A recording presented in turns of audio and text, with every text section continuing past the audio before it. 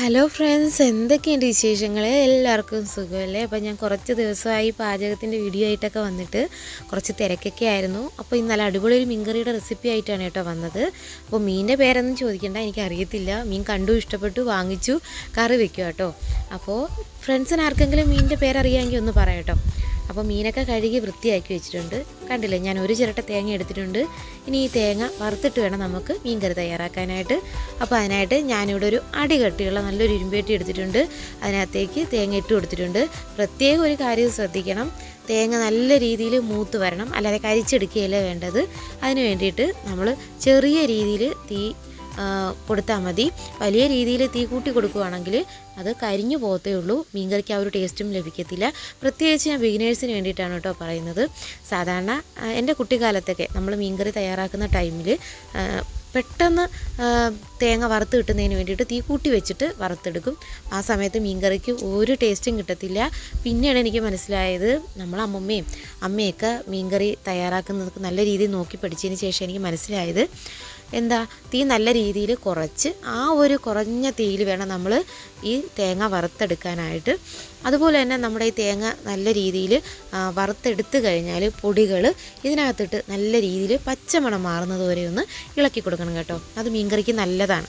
നമ്മൾ സാധാരണ എത്ര മീനാണോ എടുക്കുന്നത് ആ മീനിൻ്റെ അളവിനനുസരിച്ച് വേണം നമ്മൾ മുളക് പൊടി, മല്ലിപ്പൊടി ചേർത്ത് കൊടുക്കാൻ.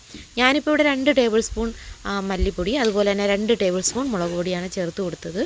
ഇനി ഇതിൻ്റെ പച്ചമണം മാറുന്നത് വരെ നല്ല രീതിയിലൊന്ന് ഇളക്കി കൊടുക്കാം. ഞാൻ മല്ലിപ്പൊടിയും അതുപോലെ തന്നെ മുളക് പൊടിയും ഒരേ ലെവലിലാട്ടോ ഇടുന്നേ. ഇനി എനിക്കതാണ് ഇഷ്ടം, നിങ്ങൾക്ക് നിങ്ങളുടെ ഇഷ്ടത്തിനനുസരിച്ച് ചെയ്യാവുന്നതാണ്. ഇപ്പം ഞാൻ ആ ഒരു പച്ചമണം മാറുന്നവരെയൊക്കെ ഒന്ന് ഇളക്കി കൊടുക്കുകയാണ്.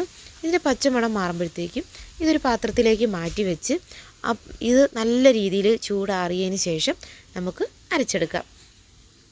ഇപ്പം പൊടിയൊക്കെ സെറ്റായിട്ട് വന്നിട്ടുണ്ട്, അതിൻ്റെ പച്ചമണമൊക്കെ മാറിയിട്ട് വന്നിട്ടുണ്ട്, നമ്മുടെ തേങ്ങയായിട്ടൊക്കെ മിക്സായിട്ട് വന്നിട്ടുണ്ട്.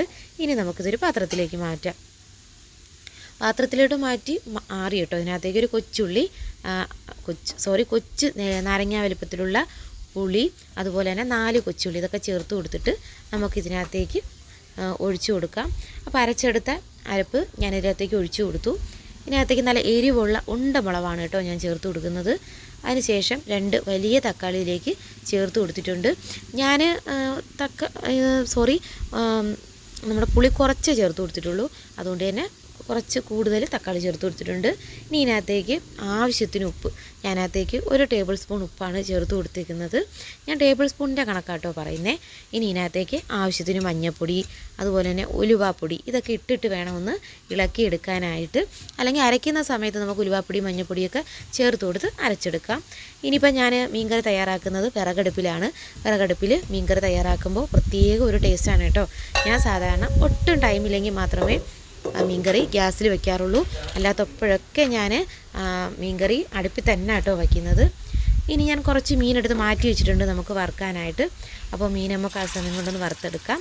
ഇതിനകത്ത് ഞാൻ പ്രത്യേകിച്ചൊന്നും ചേർത്തിട്ടില്ല. മുളക് പൊടി, മല്ലിപ്പൊടി, കുരുമുളക് പൊടി, അതുപോലെ തന്നെ മഞ്ഞൾപ്പൊടി, ഉപ്പ്, പിന്നെ കുറച്ച് തക്കാളി നീര്, ഇതെല്ലാം കൂടെ ചേർത്തിട്ടാണ് ഞാനിന്ന് മീൻ വറുക്കാനായിട്ട് എടുത്തിട്ടുള്ളത്. അപ്പോൾ അതും കൂടെ ഈ ടൈമിൽ നമ്മുടെ മീൻ കറി വേവുന്ന ടൈമിലൊന്ന് പൊരിച്ചെടുക്കാം. ഈ മീൻ പൊരിച്ച് കഴിക്കാൻ നല്ലൊരു ടേസ്റ്റാട്ടോ. ഞാൻ ഈ മീൻ 2ാമത്തെ വട്ടം വാങ്ങിക്കുന്നത്.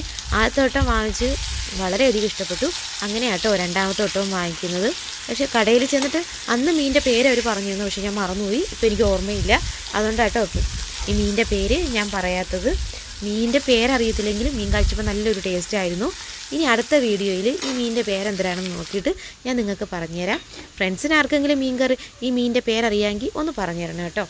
അപ്പോൾ മീൻകറി നല്ല രീതിയിൽ തിളച്ച് വരുന്നുണ്ട്, നല്ല മണം അടിക്കുന്നുണ്ട് കേട്ടോ. അപ്പോൾ മീൻകറി നല്ല അടിപൊളിയായിരിക്കും.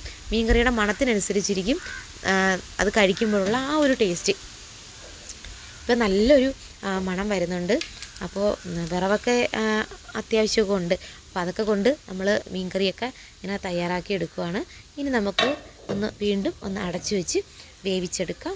അപ്പോൾ കുറച്ച് നേരം കഴിഞ്ഞ് മീൻകറി നല്ല രീതിയിൽ പറ്റി, മീൻ കഷ്ണത്തിലെ അരപ്പൊക്കെ അങ്ങോട്ട് പിടിച്ച് പുളിയൊക്കെ പിടിച്ച് നല്ല രുചിയായിട്ടിരിക്കുവാണ് കേട്ടോ.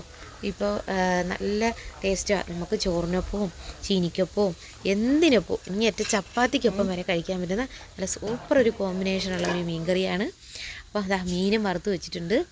അപ്പോൾ ഇന്നത്തെ സ്പെഷ്യൽ മീൻ കറിയും അതുപോലെ തന്നെ മീൻ പൊരിച്ചതും ഒക്കെയാണ് കേട്ടോ. അപ്പോൾ ഈ വീഡിയോ നിങ്ങൾക്ക് ഇഷ്ടപ്പെട്ടു എന്ന് കരുതുന്നു. അപ്പോൾ നമുക്ക് പുതിയൊരു വീഡിയോ ആയിട്ട് വീണ്ടും കാണാം. അതുവരേക്കും എൻ്റെ എല്ലാ ഫ്രണ്ട്സിനും ഒരുപാട് താങ്ക്സ്. വീഡിയോ ഇഷ്ടപ്പെട്ടിട്ടുണ്ടെങ്കിൽ മുഴുവൻ കണ്ടതിന് ശേഷം നിങ്ങൾ ലൈക്ക് ചെയ്യണം. അതുപോലെ തന്നെ നിങ്ങളുടെ ഫ്രണ്ട്സിനൊക്കെ ഒന്ന് ഷെയർ ചെയ്യണം. അപ്പോൾ നമുക്ക് നെക്സ്റ്റ് ടൈം വീണ്ടും കാണാം. അതുവരേക്കും താങ്ക്സ് ഫോർ വാച്ചിങ്.